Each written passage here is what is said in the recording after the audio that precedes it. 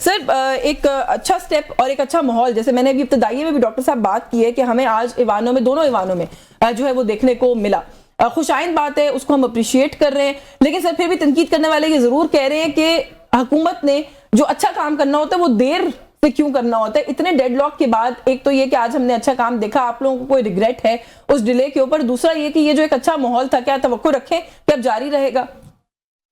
देखें, आपने पहले यूसुफ ये कहा है कि ये शायद डिले हमारी तरफ से था। ये डिले हमारी तरफ से नहीं था, ये लोग ही कोर्ट में गए। और दूसरी बात ये है कि जब ये हुकूमत में थे पीटीआई वाले, तो आपको याद है कि इसी leader of the opposition Mahmood Achakzai साहब के बारे में ये प्राइम मिनिस्टर इमरान खान साहब जो उस प्राइम मिनिस्टर थे वो क्या कहते थे।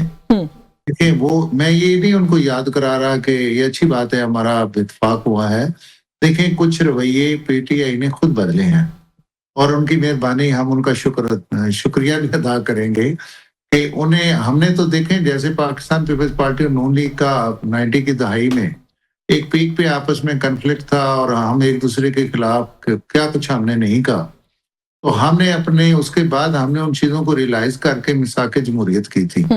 इसी तरीके से आपको याद हो कि ये जो जब हालांकि कहना तो चाहिए था हुकूमत को, उस वक्त की हुकूमत इमरान खान साहब ने, वो हमारे उस वक्त के अपोजिशन लीडर जो है अपना शहबाज शरीफ साहब, उन्होंने ये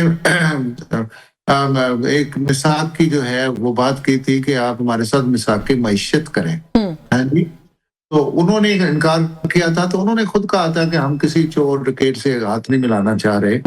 ये खुद ही हमें एक तो चोर डकैत कहते थे और हमारे साथ ये बैठने को तैयार नहीं थे, और दूसरा हमें नहीं कहते थे कि आप असेंबली में और पार्लियामेंटेरियन के यानी कि आप अपनी यानी कि इलेक्टेड लोगों से बात करें या अपनी सियासी जमातों से बात करें, लेकिन ये कहते थे कि नहीं, आपके पास अख्तियार नहीं है और आपके अख्तियार जो है वो एस्टेब्लिशमेंट के पास है।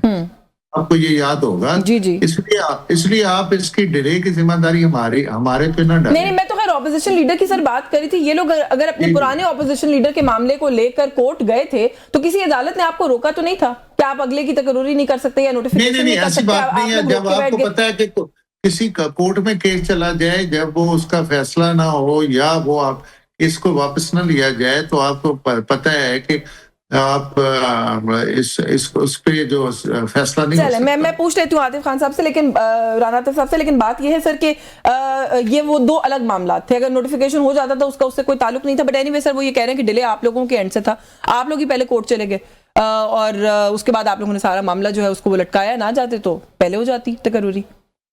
देखिए, हमने तो उस वक्त भी इनको ऑफर की थी। जब देखें एक मिनट में देना, जब मियां शहबाज शरीफ साहब वज़ीर आज़म बने तो उन्होंने, आप कहते हैं ना, हुकूमत की जिम्मेदारी थी, तो हुकूमत ने फिर इनको दावत दी थी कि आप हमारे साथ बैठें। चल, अच्छा, मुज़ाकरात की तरफ मैं आती हूँ उस पर तफसील से आज बात करेंगे। आज और इशू कोई नहीं, आज तो हमने इतनी अच्छी मुज़ाकरात के बारे में बातें सुनी है। मैं आती हूँ जानिब। जी Rana sir.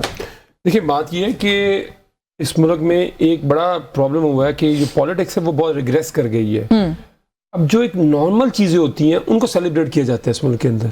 Leader of the opposition की तैनाती होगी, मतलब कि किसी से आप किसी महज़ब जमहूरियत में ऐसी बात करें, लोग, मैं आपको शर्म आएगी ये बातें करते हुए। I agree with that. कि ये 6 महीने बाद की, और ऐसे बता रहे हैं पता नहीं इन्होंने कौन सा हातम तई वाला काम कर दिया, कौन से डेमोक्रेटिक नॉर्म्स को इन्होंने बड़ा अपहेल्ड किया है कि जी हमने 6 महीने बाद हमने अपोजिशन लीडर का तयन कर दिया है। अपोजिशन लीडर की जिस दिन सीट वेकेंट हुई और जो हमारे ख्याल में बिल्कुल उमर अयूब साहब को बिल्कुल एक नाहक सजा दी गई, उसके बावजूद जिस दिन हमने नाम दिया, आज तकरीबन 6 माह बाद इनकी नॉमिनेशन हुई है। तकरीबन 6 माह हो जाएंगे 31 तारीख को।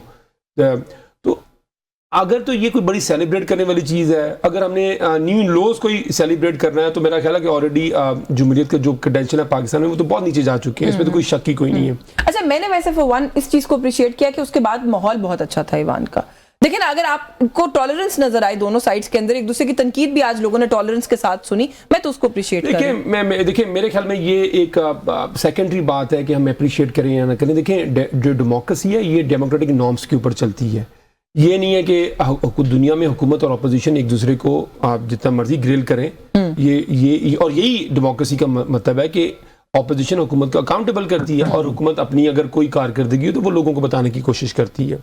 जाती हमने नहीं किया जाता, लेकिन हमने बदकिस्मती से देखा 80s 90s की पॉलिटिक्स और कुछ जमातों की तो पॉलिटिक्स अभी तक 40-45 साल से यही पॉलिटिक्स है, सिर्फ गोल पोस्ट चेंज होता है। पहले क्योंकि पीपल्स पार्टी एक मकबूल जमात होती थी तो वो इनके खिलाफ इनका सारा वो होता था, तो और अब क्योंकि पीटीआई पिछले 15 साल से पाकिस्तान की सबसे मकबूल जमात है, तो अब इन दोनों जमातों का जो हरफ तनकीद है और वो है वो अब पीटीआई बन चुकी है।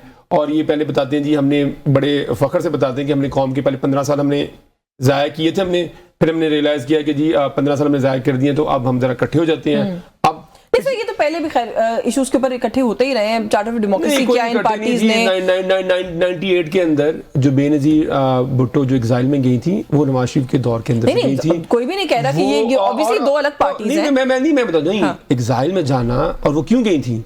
क्योंकि उनको पॉलिटिकली विक्टिमाइज किया गया था, इसलिए वो एग्जाइल में चली गई थी। नहीं, but you missing the point here sir ना, वो यही तो कह रहे हैं कि इतनी एक्सट्रीम के बाद हम लोगों ने अब उन गलतियों को सुधार लिया, हमने सीखा है अपनी गलतियों से। मैं तो देखें, सीखना किसी एक जमात के साथ, ये सीखना एक प्रिंसिपल होता है। ये नहीं होता कि मैं कहूं कि मैंने मेरी आपके साथ सुलह हो गई है, अब मेरी इनके साथ लड़ाई शुरू की। अपने प्रिंसिपल को अपहोल्ड करना होता है, वो तो खैर मैं उसमें नहीं जाता। तो देखिए, पहला मेरा पॉइंट तो ये है कि देखें हमें ये जो बिल्कुल इतनी जो डेमोक्रेसी के अंदर इस तरह की चीज़ें हमें सेलिब्रेट नहीं करनी चाहिए, ये बिल्कुल नॉर्मल सी चीज़ है।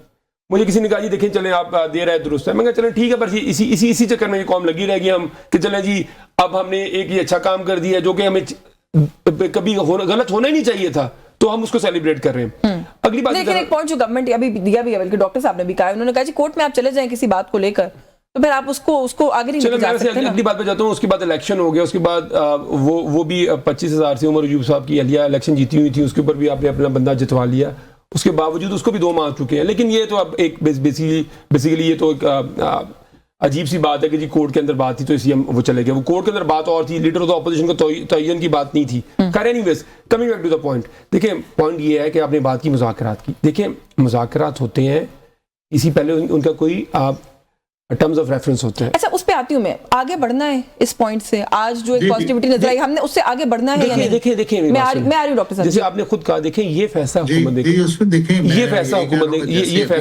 ने करना है, पैसा हुकूमत ने ये करना है। देखें मैं डॉक्टर साहब आ रही हूँ, देखिए इकोनॉमी का तो उन्होंने बिल्कुल ही बेड़ागर कर दिया है।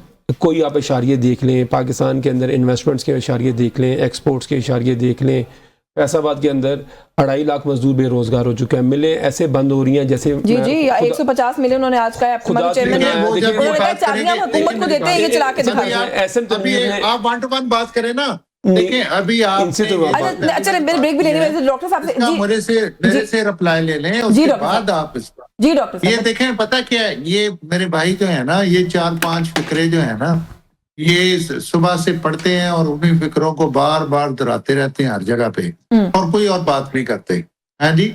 अब देखें, इनको ये भी मसला हो रहा है कि अगर आपने ये अप्रिशिएट किया है, और ये होना भी चाहिए कि हम तो खुश हैं कि चलो ये ऐवान का माहौल ठीक हुआ, ये आते ही अभी तक तलावत भी और मेरे ख्याल में मुश्किल करने देते थे। तो ये जो गवर्नमेंट के टैक्सेस का या आवाम के टैक्सेस के जो ये अपनी सैलरीज लेते थे, ये देखें वहाँ कमेटियों में नहीं जाते थे, असेंबली में नहीं जाते थे, वहाँ जाके अपनी हल्लड़बाजी करते थे लोगों के। देखें वक्फा सवालात जो होता था वो देखें एक अपोजिशन को मिलता है या हुकूमत के दूसरे मेंबर्स को भी, कि वो महकमों के ऊपर ओवरसाइट है, कमेटियों की ओवरसाइट है।